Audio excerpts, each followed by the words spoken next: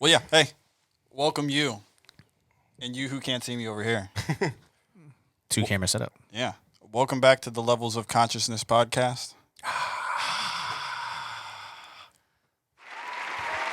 Nice. Clap sound. Excellent. That makes me feel good about myself, Adam. Thank you. We might need more of that for internal dialogue purposes. Oh yeah. So yeah, first and foremost, I want to address the people that don't care about us, but I'm going to address you anyways. It's been 7 months since Jan and I have sat here, and Adam have sat here. There's reasons to those 7 months. First and foremost, we did make a post and said that this is a slow drip podcast. And it is. What does a slow drip podcast mean?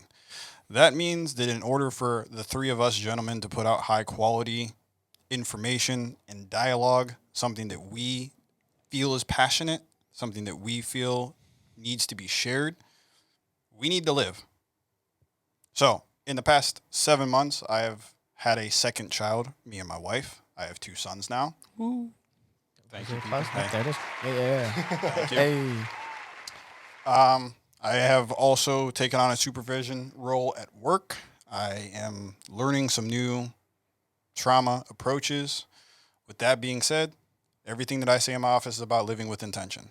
And I know that both of you are very busy with what you do. And I think that is the benefit of this podcast, is that both of us, or all of us, give each other space to live and to breathe, so that when we do come back and get behind these microphones, it is with high quality of intention, balance, respect, love, and appreciation. So for all of our friends that we have connected with on social media, because the Levels of Consciousness IG page has been out for a while, y'all are probably wondering, what the hell is Jan and Q doing? What type of project is this? Is this something that just flamed out? Trust me, I've been on bands that I've posted a lot to people, and I'm like, yo, check this out. And then we do absolutely nothing. Right. And you're Yeah. like, Heard. yo, you got our attention, you served us up something, and then you didn't give us anything. That is not what this is. Let me say that again. That is not what this is.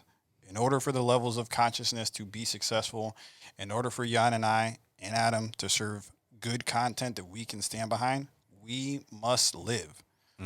In 2024, we will try to be more intentional about making sure that we have time to get together, to do this thing, because we do have a high degree of appreciation for one another. And so many of you reached out over the episodes that we did put out and said that it was like really great content and gave us a lot of positive feedback. So it is something that I think, it may have been 7 months since we came and sat down in this room, but it's not been 7 months since we've talked about how do we get back to this. For sure. What do we want to talk about when we do get back? Trying to talk to Adam about what 2024 looks like. So we are in those stages, and outside of Q having another child, I was gallivanting across Europe, visiting family. Yeah. And, I had a child. It was pretty. Yeah. Adam's that got life. Sully. Welcome. Yeah. Yeah, where's the applause? Where's the applause? Oh yeah. Yeah. Well, Yeah. Just turned 4 months, which is crazy. I'm like, what the heck? it's wild. He's getting mobile, which is. I'm like, oh no, he's not just like laying around. He's starting to use his limbs, and he's figuring it out quick. And so that's what, I feel like when Q is talking about, we need to live and we need to do stuff. It's also because we don't just come on this podcast. Yeah, we're sharing a lot of knowledge when we come on this pod. Where does that knowledge come from? Right? It comes from our day-to-day jobs. It comes from us walking the talk, not just sitting on the microphones and talking about these principles or the things that we do to live our lives without actually going out and embodying those. The reason why we know some of the stuff that we talk about on this show that you find so helpful and valuable is because we're being raw about our experience, and we happen to have a lens where we can actually analyze that experience a little bit. So that's something that I want to make sure that people understand, that life is, this continuous experience. It's going to change for all of us, but we're going to keep you guys in the loop as we're going through it. Absolutely. And as this stuff is happening and as we're learning, Q is learning how to play man-to-man instead of zone defense now. Adam's on his first kid. I'm getting to a place where I'm opening myself up to a romantic relationship for the first time in 5 years, because the business is stable enough that I feel like I can start pursuing that. Right? So 3 totally different stages, all very similar in age, but very different backgrounds, like you're going to get a pretty cool perspective from us. And we're always going to be honest about that, which is what I enjoy the most about coming on a pod like this, because I don't have to pretend to be anybody else. Right. You know? So we're And I just talking about stuff we love. Yeah, and I just wanted to make sure that our friends and the people that will tune into this and that will sit and digest this type of content from us, that want to support us, and, you know, we have large networks. Like, let's be honest. Be real. The three of us probably have some large networks from different walks of life that we can pull people's attention. Adam always like surprises me when he'll just start telling a story and be like, "Oh yeah, I lived in this state," and it'll be like some new place that I didn't know he ever lived before. Right. Yeah. So 100% on that. So yeah, man. I just wanted to address that with you guys and with the people, because this is not something that's out of sight and out of mind for me at any time. Yeah. You know, I try to place my priorities appropriately. You know, God, being called to be a husband, being called to be a father, obviously my job as a therapist, as a clinician, making sure that I am present for everything that I am supposed to be doing, and then making sure that I do set aside time to do things like this. Right. But in order for us to be, again, pointed, to be accurate, to serve up something that, again, that we can be proud of, you know, that comes with patience and that comes with living. Yeah. And it actually is going to be a thing that we talk about later on inside of this conversation, which is boundary setting and boundary drawing with yourself, which sometimes is, I think a lot of people think of boundary setting as an external thing, but sometimes boundary setting is an internal thing. You have to set boundaries with yourself. Yep. We'll get into that a little bit. So I'm going to transition us into our topic here for the day. So when me and Q and Adam, what was it, like 2 or 3 weeks ago now? Yeah. We got together for coffee. We were kind of talking about, you know, what do we want to talk about going into the end of the year, going into the holidays, going into, it's going to be our first podcast back after a while, you know, what is something that all of us are kind of consistently hearing out in the world? And the topic of anxiety ended up coming up, right? So to kind of start off, I wanted to ask, I mean, both of y'all, you can jump in. I know that you're like the producer, but we're going to be on the spot now. Like what anxiety means to you, or where you've experienced anxiety in your life, just to kind of get us into that headspace. And then per usual, I would nerd it out. And Q kind of challenged me when we were at Hall of Fame, where it was like, okay, yeah, there's a lot of things that we could talk about, steps and everything like that, but how do we link it to personal experience? So I took some time and just kind of mapped out, you know, what my journey with ADHD and anxiety has looked like, as far as like some basic step-by-step stuff. So not only are you going to get like our perspectives on what anxiety is and where we've felt it in our lives and how we've kind of dealt with it, but also we're going to go through some of these principles that are kind of practical, like scientifically studied and backed ways to assist with better focus, less anxiety, things of that nature.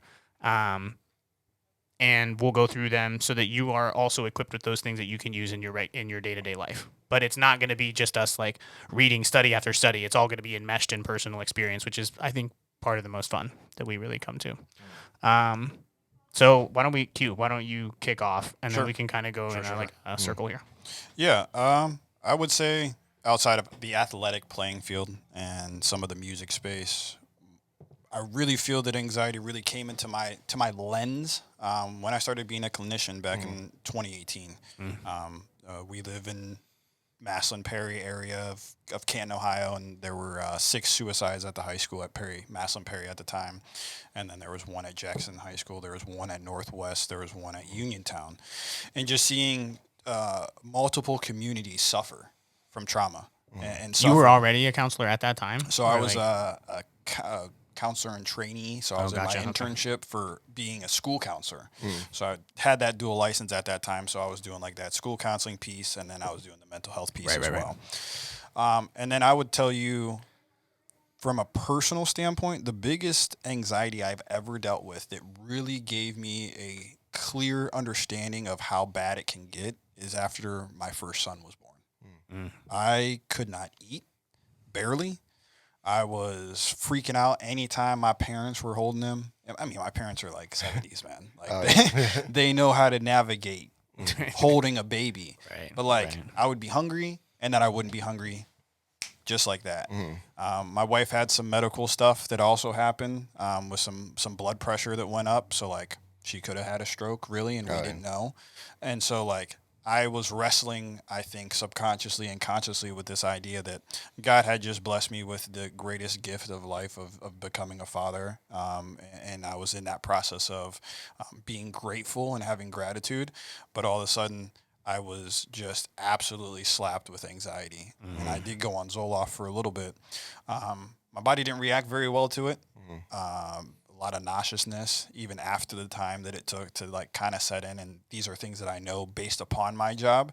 Right. But after that whole experience, that was probably the first time that when clients came into my office, that I could at least say like, hey, I get it.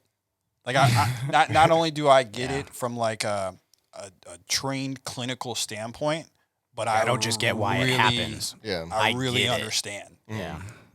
There's a difference. There is a difference. For sure. There's a difference between knowing it and like experiencing it. Sure. Like two different things. And now it just increased the empathy in me.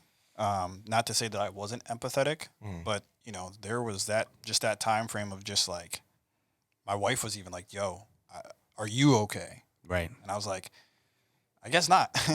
I guess not. And not to say that I had PTSD or anything like that, because these are not terms that I play with. But you know, when my second son was born, and we were in the triage space and in that waiting room, we were there early because we thought my wife's water broke, and then he came 2 days after that. The first day that we were in there for like 3 to 4 hours, dude, I can just feel it in my body of like remembering the first time we were here, remembering everything that happened and remembering the results. And you start going through this phase of like, man, I just hope this goes over better than the last time. And me and my wife will always look at everybody and say that we were blessed. The pregnancies were like very, very simple in a lot of different ways, but very blessed. But yeah, again, there is that anxiousness about it's month 6, right? It's month 7. Oh, we're in the same elevator. Yeah. Oh, we're like in the triage room again. And just going through all that, again, gave me, you know, just great perspective that I will always appreciate about being able to understand what my clients are going through. Yeah, that's definitely like birth. Like I know from experience, like the last few years, really, have been like, you know, you just realize there's so much that can go wrong in the birthing process, and it's just like this last time, and I could be candid up here on this podcast.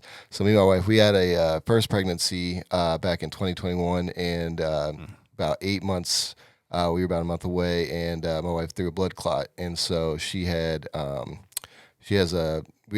this recent pregnancy, she's had to do like shots of, you know, RH factor. Yeah, all that kind of like just to keep, you know, blood from clotting, and so like this pregnancy was even more like nerve-wracking than the first, because the first one you just assume it's going to be great, like everything's going to work out, and then you know, this time like the anxiety was like, I feel like it was ramped up in my mind, because I'm like, I know all the weird things that can go wrong, and we have a history of that. So I was like until he was like, I could see him, you know, in real life, I was like, there's a weird part where you're like, you hear the cry. Yes. Where you're like, you want to, you kind of like try to protect yourself and be like if this happens again, I don't know how I'm going to react. But then you have to keep that hope alive, where you're like, you know, like, it's like a weird balance of things. And so like that, you know, and like the last like 4 months have been awesome, because I feel like, you know, going through what I have been going, what I've been going through the last 3 years, really like makes me appreciate every dirty diaper, every like late night, can't sleep, and that kind of stuff. I'm just, more grateful, and it's, you know, but the anxiety is still there. I'm like, now that he's here, I'm like, now there's a whole other mess of problems to worry about. Just life in general. Yeah, for sure. I think it's interesting. It's something that's actually going to come up in the course of when we start to talk about like the coping mechanisms or things that you can layer into your life if you've like experienced the anxiety, or you feel your body starting to activate, your nervous system starting to kick on and stuff like that. I think it's interesting, and I want to double click before I share my experience, that both of you started off with an extremely anxiety provoking situation. acknowledged the requirement of accepting that anxiety, and then you anchored the end state in gratitude, Yep. which is something that's going to come up in the coping mechanisms, in ways that you can like shield yourself, or build things around. And gratitude is one of those extremely powerful states of being, Right. and awareness, right? That almost acts as like a layer of shield or a protective film over yourself. I'll openly admit, and I want people to remember that the three of us in particular are men of faith. We follow Christ. Yep. So a lot of the gratitude and things will come from a Christ-based place to me, from like a Roman Catholic-based place. Right. And in my job, I work for a Christian-based organization. So for me, the more I've grown in my faith, and I will always say, as a therapist, I'm a cheat code to life.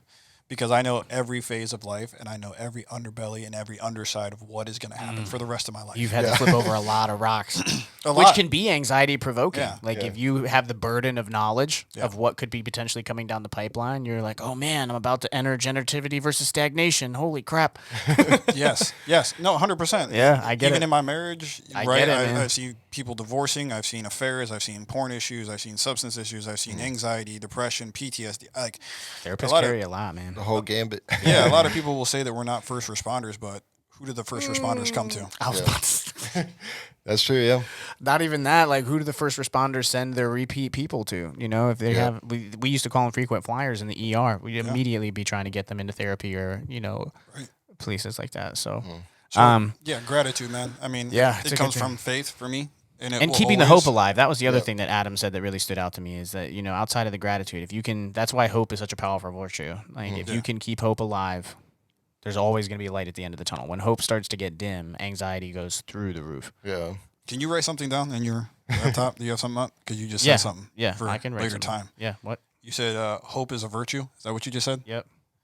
Do you think perspective is a virtue? Topic for another time, maybe. Yeah. But Yeah, I'm gonna. That's That might be a cool. separate pod. Topic Like we for could another talk about time. like the like cardinal and the theological virtues. I don't think perspective is technically a virtue. technically not. Right. Technically not. I think that perspective is a tool that allows you to become virtuous. Topic for another time. Topic for another time. Yeah. Good pod. We should have an entire pod on virtues. Topic for another time. I think that would be Right. sweet. I'm down to just do straight up like Christian based pods too. I think that would be fun. Yeah. Okay, so my experience with anxiety, I think, one of my questions that I've gone to this summer camp 2 years in a row now, and it's like almost like a therapy intensive with a bunch of entrepreneurs. You do workshops together, you get in touch, you get grounded. There's a lot of things that happen this weekend. And I remember one of the workshops that I've been to twice now. You get into small groups, and it's led. Each of these small groups are facilitated like a group therapy session by an LPCC. And what does that actually say? I know it's counselor, licensed practical. Licensed professional clinical counselor. Clinical counselor, that's what it is. So these groups are led by professionals, and I like the 2 questions that stood out to me. They're the same question, but both years back to back has been, when's the first time the world felt unsafe to you? Right? And so that really forces you to kind of dig back, right? So I remember like my first experience with anxiety ever, that's like the earliest memory that I can kind of go back to, is when my uncle broke into our house. I was like my 6 gosh. years old. Jeez. Right? And that was like, ooh, family can hurt you. Yeah. You know what I mean? So that's kind of where I think that like root started. A more recent experience that, really hit me, really taught me a lot about my resolve, who I am. Like, I like to think that I'm a virtuous person, right? But like when you get put into situations that your anxiety's through the roof, you get put into survival mode, Yeah. you really learn who you are. And it, Apex has almost gone bankrupt twice in the last 4 years, on top of like trying to keep up with payroll of employees. Like, it's not just me, right? So when we were going down the tubes, and I'm thinking, man, like people rely on me to pay their mortgages. Like, I need to make sure that this money comes through. Right. Like, there is no option to have Yeah. no. And so then, that's a perpetual state of anxiety that ended up happening. And I didn't recognize it at the time. This is something that I learned in retrospect about myself. But I was able to like maintain like level-headedness through that. But I didn't recognize that, me not being able to focus, me not being able to put all of myself into my work, me not being able to do X, Y, and Z, I thought that it was ADHD, right? And so I go and I get diagnosed. I have a lot of these conversations with all of these docs, and they're like, yep, it's for sure ADHD. Has it been like this your entire life? And at the time, I couldn't see outside of that lens. I'm like, yeah, it has been like this for as long as I can remember. I don't think it was. I don't think it had been that way for the entire time that I could remember. Like the time that I had actually gotten on meds, it's like, oh, there was so much instability and unpredictability in my life that I didn't know what to focus on because I was in chronic survival mode. So that's something else I kind of want to throw out there to people that like, hey, and the reason why we're going to talk about all these coping mechanisms and stuff is you might think like your symptoms might be, I don't feel fulfilled in my work, or I can't focus on X, Y, or Z, or, I feel very overwhelmed all the time. There's all of these other things. There's a very interesting dynamic between ADHD, anxiety, just having an anxious personality, or just being in an acute stressful situation.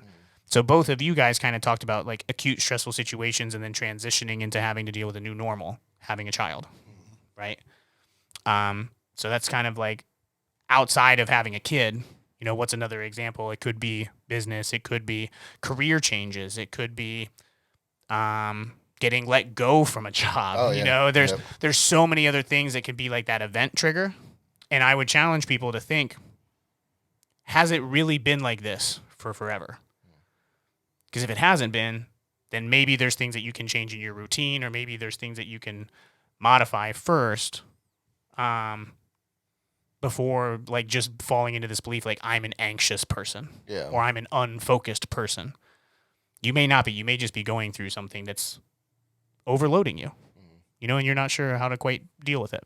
So for everything you just said, from my seat of the house as an LPCC, that is why I am slow to diagnose.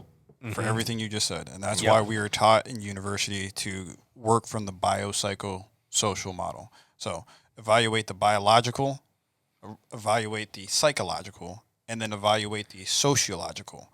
Because if I miss out on the phase of life that somebody is in, that phase of life or those activating events like changing a job, like getting a divorce, whatever the case may have you be, that can function and present like depression.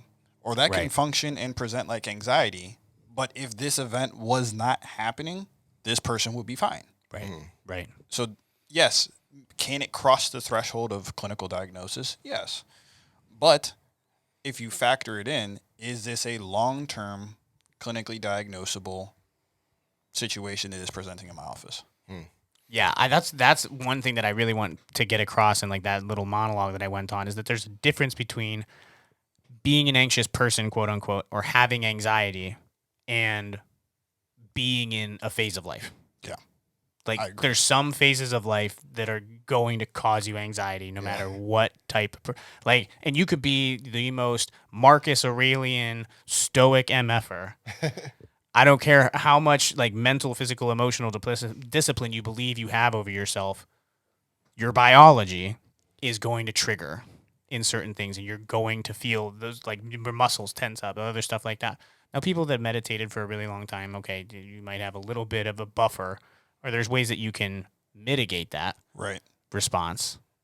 But it's like before you get into the the diagnosis portion, look at the situation of life that you're in, and is it was there an activating event? What do you actually mean by that, by the way? Like, what is the activating event is the sudden job change, or like the sudden introduction of like entropy into somebody's life? Like there's I thought I was doing this, and now like that just got blown up. I use activating event as like if there is a change, whether that is a predicted change because like I am trying to go for a promotion and that promotion is making me anxious because of the financial implications that can come from that, or if it's like man, I didn't see this coming at all. This event has now all of a sudden changed the way your cognitions, the way your body, the way your biology is responding, which is also why I try to challenge people with remembering that sometimes anxiety is positive. It is not always negative, right? So like if you're an athlete and you're anxious or nervous before a big game, championship game, or a game of importance against your rival, if it's rivalry week or whatever the case may have you be, you might be a little anxious, right?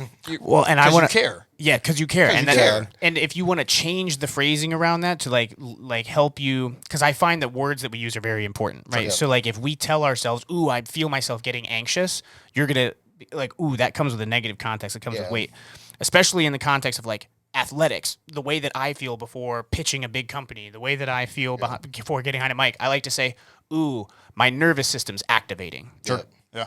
Getting into It's another way. And ooh, okay, my nervous system is calming down now. But like when I say, ooh, my nervous system's activating, to your point, when that anxiety kicks in before a match, you're getting extra fuel to your brain. Your body's pumping extra blood to your heart and your brain. Like that stress response is a beautiful thing. Yeah. It's crazy that our bodies are able to do that, even if there's not like a grizzly, right? Because like it makes sense if you get into an accident or you run into a bear, your body's going to activate. But it knows, it's so sensitive that it could be like, ooh, I'm safe on a bus with a jacket on, headphones on, headed towards a sporting event. Nothing in my immediate vicinity is actually going to, mess me up. Right. But I still, like, my body's, like, getting itself prepared for this event. That's, like, for me with weddings, because, like, DJing weddings, it's, like, I've been doing it. I'm going to my 6th year DJing weddings, and every Saturday, like, the morning of, Betsy's like, why are you so stressed? You've done this before. I'm like,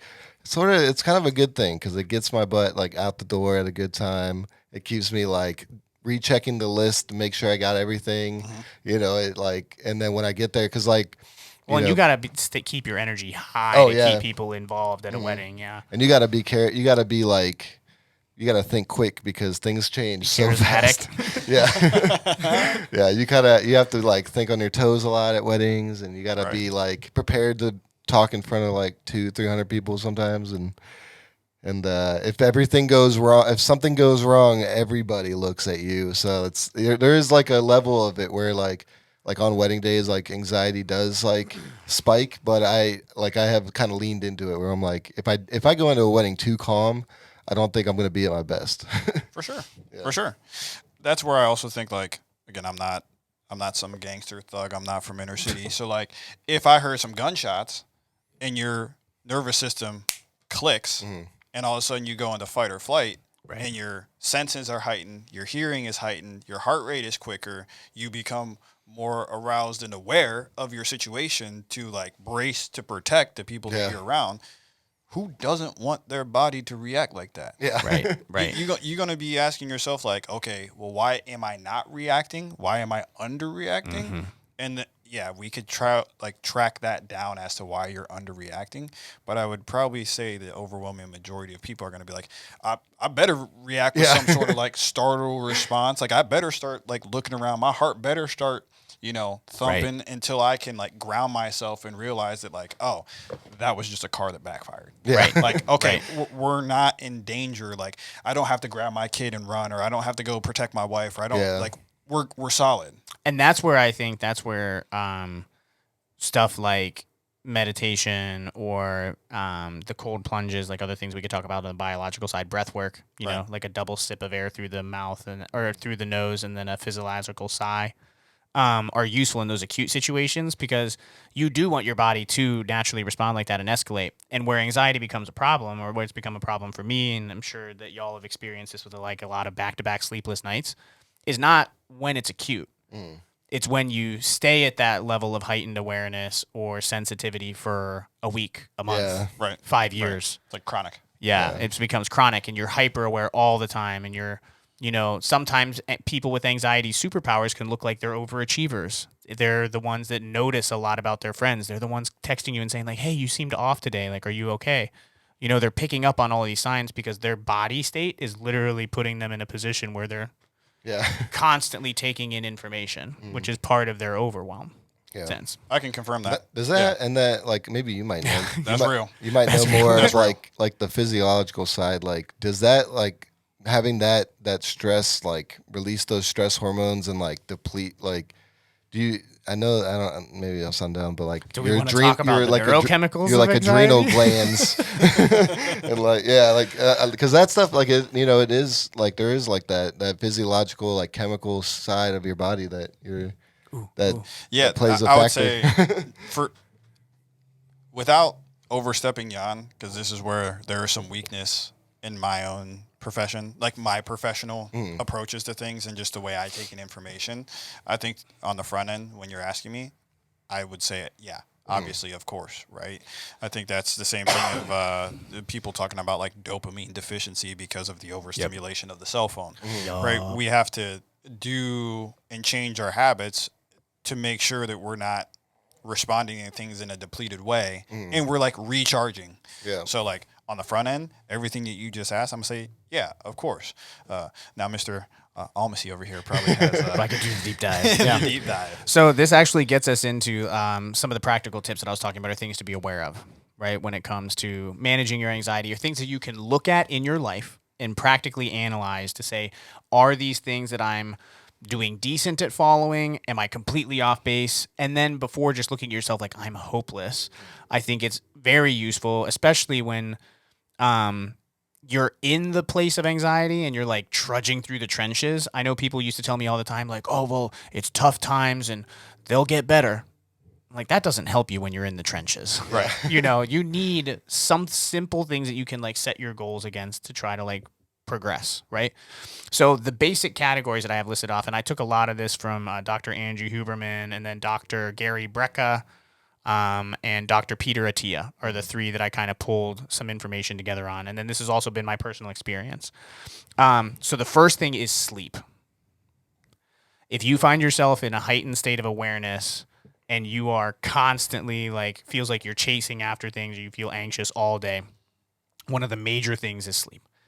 If you're not getting adequate sleep, which can kind of be a catch-22, I know people are going to be messaging like, well, I'm anxious and I have insomnia, so that's just like a terrible back-to-back, right? Yeah, what do you say about that? Yeah. Exactly. So I'm just saying to be aware that it is a contributing factor, right? The fact that you aren't getting quality sleep can be a thing. So, okay, Jan, like what are some things that you can do to try to inch towards quality sleep? All right, and some of the basic ones that I was able to find, and these are ones that I've personally implemented with myself, is on your iPhone, there's this thing called the accessibility settings. You can go into your accessibility settings and go to color screens and change your screen so that when you click your power button 3 times, and I'll show the camera, 1, 2, 3, turns red. Okay? So that's a little red light hack. So I do this all the time because I need to have my phone on me a lot. I've been slowly working towards like just having a physical alarm clock and charging my phone outside of my room, but I still have attachment issues. So it's on my nightstand, out of arm's reach, but still in the bedroom at this point. But decreasing the amount of blue light that you give your body late at night is going to help you sleep better because you're not arousing your nervous system. You're not telling your brain to wake up, right? You're telling it it's nighttime. One of the only other sources of light that doesn't trigger an awakening response is candlelight. Ironically, like regular firelight doesn't trigger the awakening response. It actually mesmerizes us and makes us relaxed. That's why we got it on the pod. One of the other things is having consistency in a wind down routine. And I, kind of self-admitted to this because I sometimes feel like I didn't get a lot of me time during the day. I will sacrifice sleep in service of me time. Yep. And me time for me is like playing Diablo 4. Reading another book, listening to another podcast that gets my brain thinking about 15,000 things. And then I'm like thinking about 10 other topics or I'm doom scrolling. And next thing I know, I've got 5,000 thoughts running through my head. No wonder I can't sleep. Yep. Right? I'll throw something in there too. So I encourage a lot of people to do what I call a brain drain. I'm like, if you know that you're going to have a lot of thoughts at the end of the night just because you're decreasing stimulation, all the unconscious and subconscious thoughts now don't have something abating them.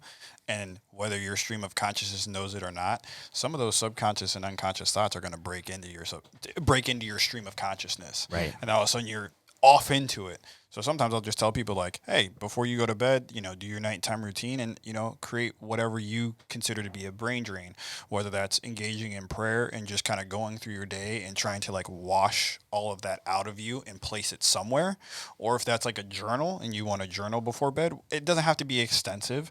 It could be 5 minutes. It could be 30 minutes, but just make sure you like give yourself that space and then close it up, and that way you know that you've got it out. And make sure you're draining. Like I think that's the other half of what I kind of mentioned about limiting the amount of information you're taking in. Yep. 'Cause that's one of my biggest downfalls in the evening is I'm going to listen to this 2-hour lecture on neuroscience at 9 p.m. And now I'm like thinking about all of these principles that like, oh, this is sick. There's so many cool things to learn. That's not useful for sleep. No. You know, at all. Yeah. And like you could probably relate. Like I've been more like having a baby, probably having two. It makes you very strategic, like because you're like as soon as they get down, you're like the clock's ticking before they wake up. I have to like get myself into some sleep, or I'm gonna have a rough day. Yeah, and the space that you're not to yet is like the or maybe the teething process is gonna start tapping in, which like okay, your child It's already sleep. started. Yeah. Oh, he was sleeping through the night. Why is he not sleeping through the night? It's like my oldest is still having teeth come in. So and then my youngest is having his first tooth at 6 months. Yeah. So like even like what you're saying is like Salty. I could Getting tag teamed. I could get home at let's say like 6:30. We eat dinner. We get the kids ready. Try to get them both down by 8:30, 8:45. Yeah, I'm trying to like earmark probably like 10:15, 10:30, where like I'm either gonna stay up till 11 just a little bit longer because I expect one of my kids to wake up. Yeah. Or I gotta stop watching YouTube golf or which is probably what I'm watching, or on Netflix. I need to put that down because they could pop up at any moment at night. Yep. And now I'm about to be pissed. And the tech is so accessible and so tempting at night too. Yeah. That's why I'm a big advocate about like not trying to charge your phone outside of arm's reach at night. True. Well, to continue on the biological front, so I think I'm going to break down some of these points into your biological, psychological, sociological, because I really do enjoy that framework. Some other biological things you want to look out for, and another thing that really can add to anxiety throughout the day, and this is where I'll get a little bit nerdy on the brain chemistry piece. There's a couple of major hormones that dictate mood throughout the day, right? There's cortisol, which is a stress hormone, causes stress responses. There's dopamine. This is it's like a motivational hormone. A lot of people look at it as the happiness chemical. That's more serotonin. Dopamine is more like I'm going to help motivate you to get a task done, and you get an extra bump when you complete that task, right? Which is why people with ADHD have trouble starting and finishing tasks because they don't have any dopamine. And then you've got norepinephrine and epinephrine, right? These are basically two different types of adrenaline, which is more of a term that people know about, right? So adrenaline is like that feeling you get where you're like, oh, I'm going to take over the world. You know what I mean? I'm a man. Let's put up this weight. Right. Yeah. So those are the main chemicals, right? And they all kind of vary in cycles throughout the day. One rhythm or one cycle is called a circadian rhythm. This is from sun up to sundown. In like a 24-hour cycle, what does the body do? That's your circadian rhythm, right? Then there's something that is more recent and people may not be as familiar with called an ultradian rhythm. An ultradian rhythm happens 3 to 4 times a day. It happens in 90-minute cycles. And all of these hormones fluctuate in each of these cycles. The moral of the story is that there's peaks where those are being pumped into your system, and then there's valleys where your nervous system has to recoup. And if we think about this throughout our days, most people feel energized within the first 90 minutes of waking, and then they start on a slow decline in the afternoon, and then they feel energized again for a little bit after lunch, and then they start to decline again, and then they might get energized again in the evening if they have something, but then they start to fall off again, right? Those are kind of those curves that happen. It's about every 90 minutes. And you want to be aware that that's kind of what the body does. So from the moment you wake up, that's called arousal. Like that's when you wake up, right? One of the ways that you can set your circadian rhythm, let's say you're having trouble sleeping at night. Well, if you wake up at 10 a.m. and you stay in a dark room for the next 4 hours, the only light that you get is artificial light from your phone or computer. And then you finally go outside and you get light at 2 o'clock in the afternoon. 2 o'clock in the afternoon is when your body says, I'm awake. You may have been awake that whole time, but your body isn't going to say my circadian rhythm starts until you really get into that sunlight, you get moving. It causes a cortisol spike, which is the stress hormone. Yeah. So now imagine 2 o'clock is when your body says, I have 24 hours to function. Are you going to be tired by 10 p.m.?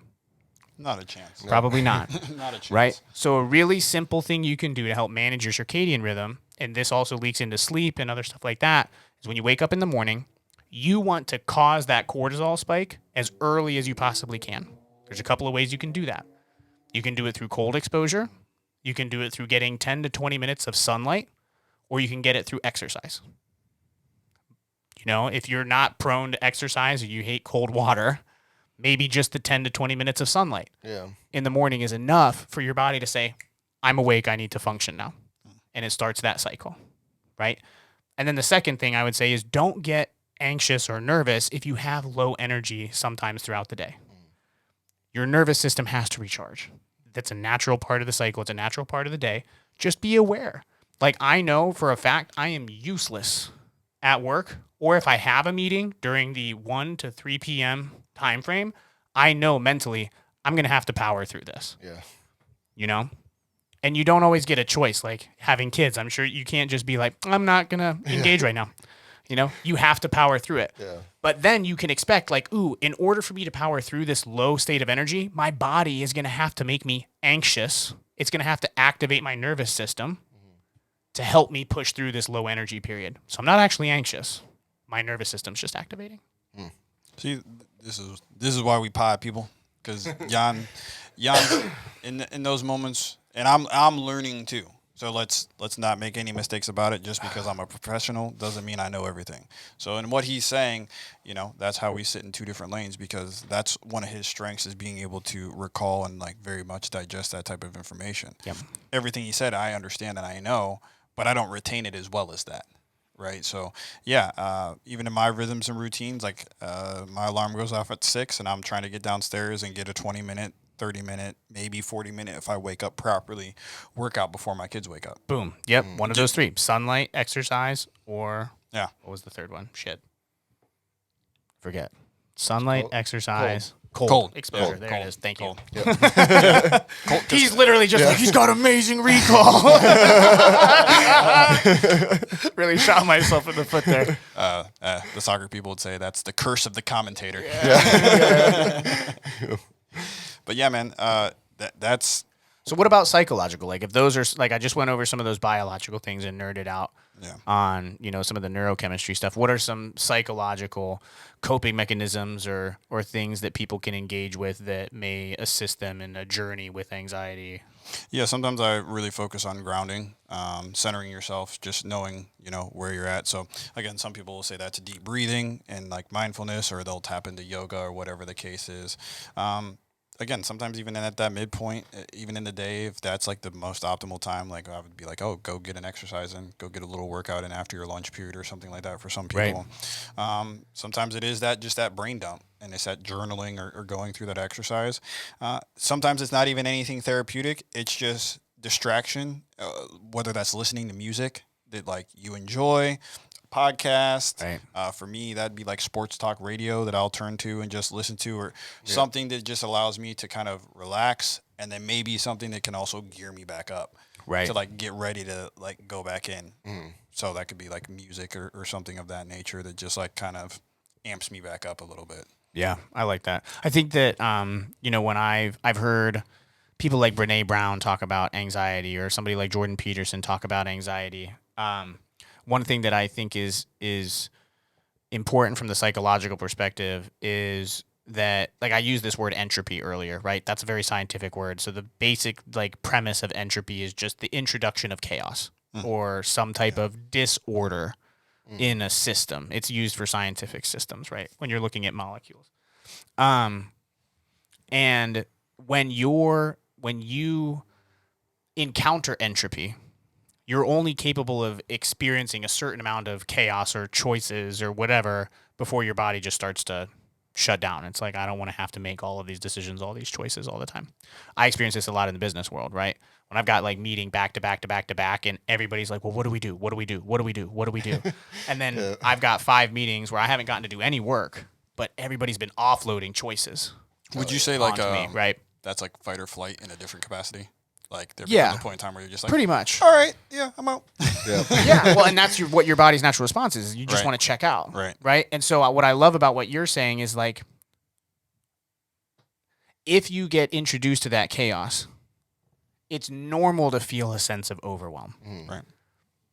That's okay. You're not any less of a person because you feel overwhelmed when shit gets chaotic. Yeah. Right? And sometimes all it takes, I know personally, like I'll listen to Stairway to Heaven. It's a 6-minute song. It's got a dope guitar solo. And I'll just sit on the couch with my eyes closed and breathe and listen to that song. And then I come back and I'm like, okay, like I could do this. But focus on like feeling your body moving down. When you're doing those breathing exercises, like one of the things that we have listed here is 2 sips in through the nose, 1 out through the mouth. So if you're listening to this, you'll be able to hear it. But if you're watching, you can watch the chest as well. You want that second breath to kind of expand, like on top of what you're capable of drawing in. So,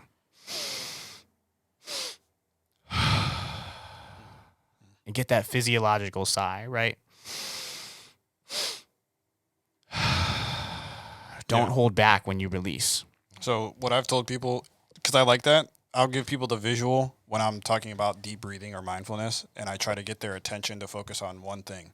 The mind's got to be focused, and the body has to be focused on breathing. Yes. And so I'll use like a syringe. I'll say, in your intake, the goal and the focus point should just be like Popeye the Sailor Man, or just like a syringe. When you're breathing in, you should feel your chest popping out and expanding.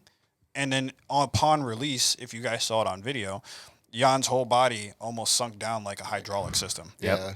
And like it, an you air almost, brake. and you almost, you almost Like- curl up into a ball. If you can just focus on that, that's where you're going to get quality breath. Superpower. Yeah. Superpower. And that's where I think that I'm already like, I feel my body just kind of dropping. I feel like for people that smoke, and I've come to the realization of this, I think part of smoking is the exercise of breathing. Because what do you do when you take a hit of a joint or a cigarette or your vape pen? But the first thing is you hold, and then like you release. That exhale, that's deep breathing and mindfulness. Right. Yeah. Right. You're just also adding a powerful Chemicals. chemical to it. Yeah. But if you strip that away, all of a sudden you're getting the power of just the neutrality of air. Right. And all of a sudden the I love air that. is That's like healing you. have you seen those like Philip DeFranco? He always push. It's like one of his sponsors, but it's like it looks like a vape pen, but it's just flavored like just air that you're breathing in, but they have like a little flavoring packet thing that you put into it.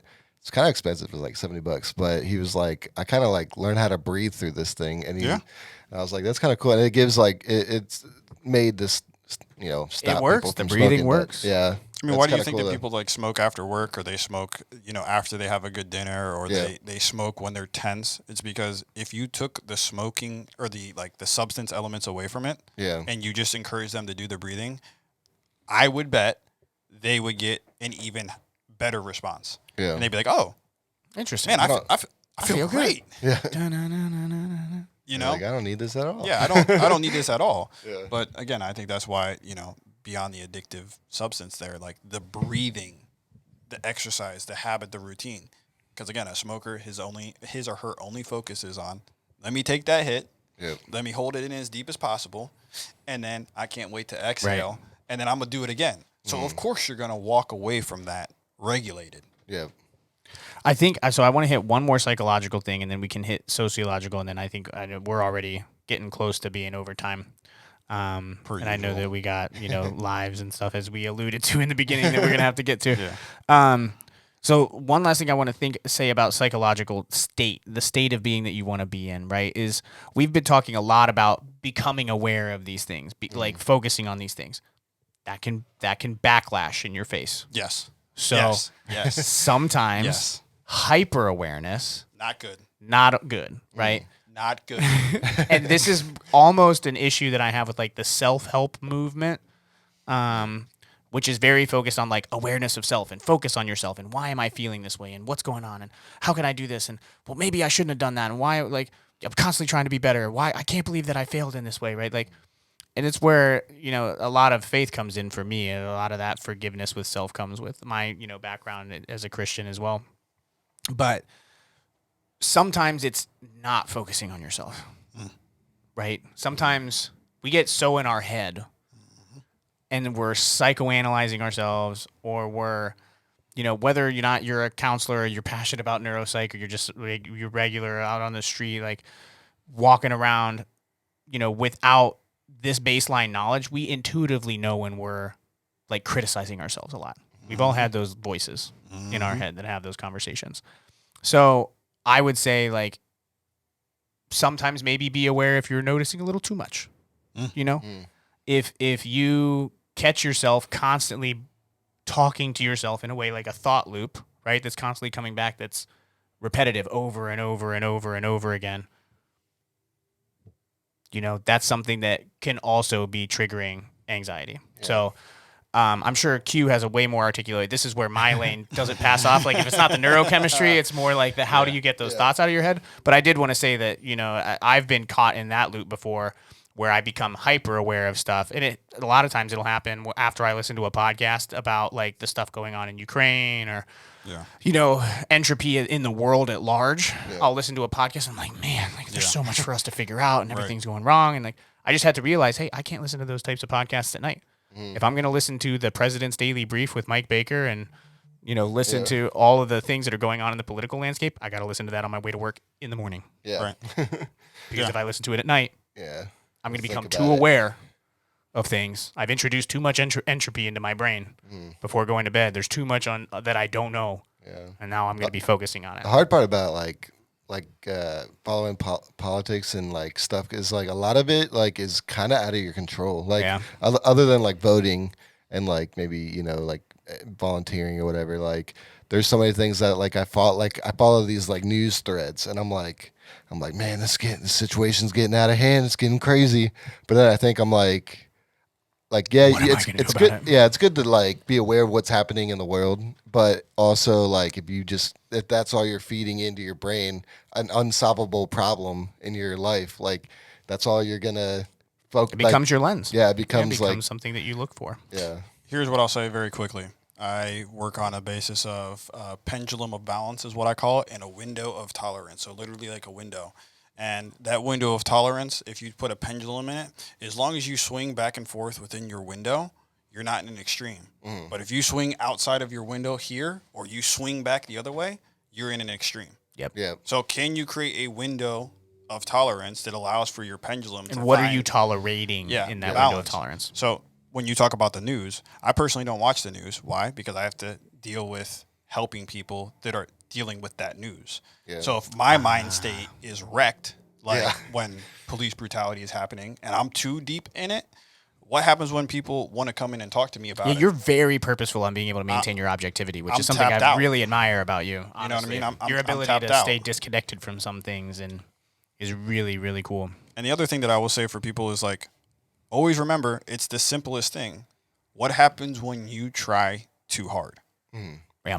Your body's going to be tense. Your mind is going to be tense. You're going to be so focused on not making the mistake that you end up making that same or similar mistake that you were trying to avoid the whole time, because everything about you was too tense. Right. So that's the same thing as saying, like, if you are too aware and you are anxious about being aware about being anxious, you're going to be anxious. Yeah. Yep. Like, it's just I'm getting anxious about the potential of me becoming anxious in this situation. Yeah. You finna be anxious, players. Yeah. Oh man. All right. So into the sociological piece, which is like a big element of no matter what we're looking at, anxiety or just overall health and wellness mentally. Humans are social creatures, social beings, right?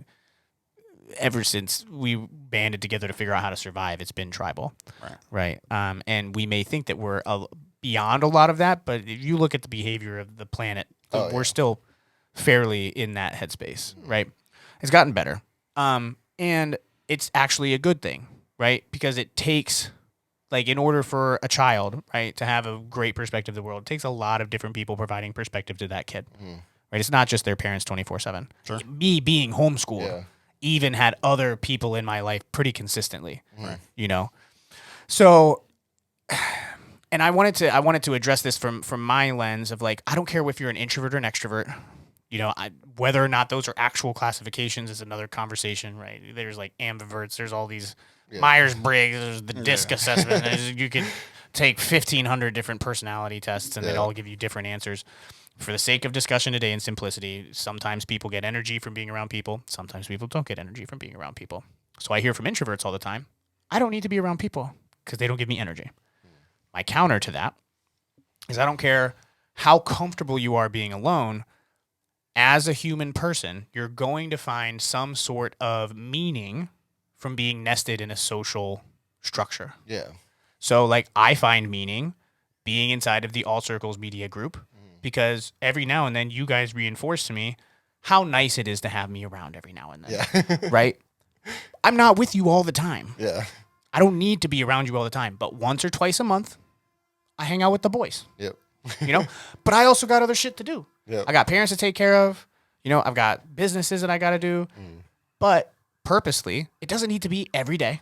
Like, if you are, and I consider myself kind of an introvert, if you get energy from being alone, I'm not saying that you can't do that, but get out and be around friends, be around a community. Like, another place that I find community is church, right?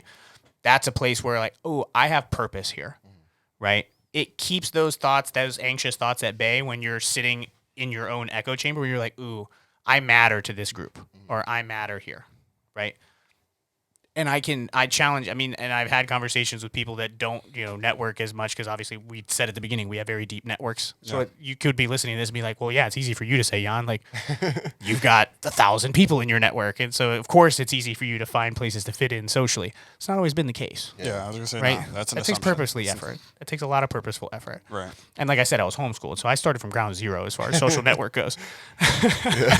He said that. No one else did. But that's kind of my take on the social piece. You don't have to overdo it. I'm not saying you got to hang out with people all the time, but it's useful and it's surprising how much meaning you can find by allowing yourself to be loved by other people and like being in a group of people. Purposeful moderation, Yeah. right? Again, everything with intention, everything with balance. So for everything that is good, there is bad. So for every introvert out there that just wants to sit at home and, retract into themselves, there becomes a point in time where that is bad. Yeah. Right. for And there's every an extrovert that never spends time alone and doesn't understand why they're feeling anything they're feeling because they're constantly around other people. Yeah. Right. It's real. I love that. We gotta do like a half a podcast on just this whole pendulum and window thing. Like that's blowing my mind. I love that analogy. I can give that. Yeah. I just think that that's about intentional living, right? And that's why I try to open up that space for clients to understand that, like, hey, as much as I want to golf every day to become a scratch golfer and get really good at it, like I have to be intentional about when, where, and how much I get to do that. I think something that you just said really hit home with me too that I want to address. If anybody's listening to this and they are mid to late 20s, transitioning into adulthood, quote unquote, right? You're not, and so the key for this is that you're not in college anymore. You're not, somewhere where basically you have friends of proximity. Right. Intentionality becomes so much more important. Yeah. Like if Adam didn't intentionally set his day up so that he could be here Monday night to hang out with the guys, it wouldn't happen. Wouldn't happen. If we weren't intentional about planning this, It would not happen. we would not be sitting here. Nope. So don't feel bad if like as you go into adulthood, you start to realize, ooh, I can't just spontaneously hang out with my friends on a Saturday. Yeah. That's normal. Very normal. It's not that they don't like you. It's not that like you're terrible at socializing. That's being an adult. Just text them and be like, hey, I miss you. Can we hang out sometime? Yeah. And if you're listening, you're a dude and you're like, I don't want to send that text. Bullshit. Yeah. Send that text. Yeah. Right. Yeah. Something I've noticed too, like with like friend groups, like especially like friends that you might have, like you're like, man, like you ever get that point where you're with a friend where like you haven't hung out or like seen each other in a while, Right. and you're like, oh man, it's been too long, and now I feel weird if I'm like we should hang out, but then like I'll do that with some people where I will like I'll be like, I mean, I need to hang out with so and so. It's been like forever, but then I like put it in my mind where I'm like, I can't hang out with that person because it's been so long since I've hung out with that person. But then as soon as I hang out with that person, it's like we find times more frequent, like after that to hang Yeah. out, and Yeah. and it's like, a lot of people You've like re-entered each other's timeline. yeah, definitely. It's that's a cool way to say it. Or you gotta write that down. Re-entering people's timeline. Yeah, that's an interesting thought. And that's adult friendships. Like they ebb and they flow, and Yeah. like sometimes you see people every couple weeks, every month. Sometimes you don't see them for 7 months. Right. And that's okay. It is what it is. Yeah, and that's and just when you get married, it gets harder. When you get kids, it's harder. It's harder and harder, man. Yeah. So yeah, man. Hey, we appreciate you if you've listened this far, and you're finding something valuable and something helpful. We are all open for feedback. If there's a topic that you want us to explore, if there's something that you want us to dive in deeper, that can always become another separate podcast for us. Obviously, you guys can hear we got a lot of gas in the tank, and we can go anywhere and everywhere. So on the behalf of myself, on the behalf of Adam, on behalf of Jan, this is again a welcome back to the Levels of Consciousness podcast. We appreciate and love everyone, and always remember that this is a conversation for everyone. I ain't got nothing to add. Awesome. Yeah. Thanks for being here, guys. Yep. And you too. Thanks for being here too. Thank you. Yep.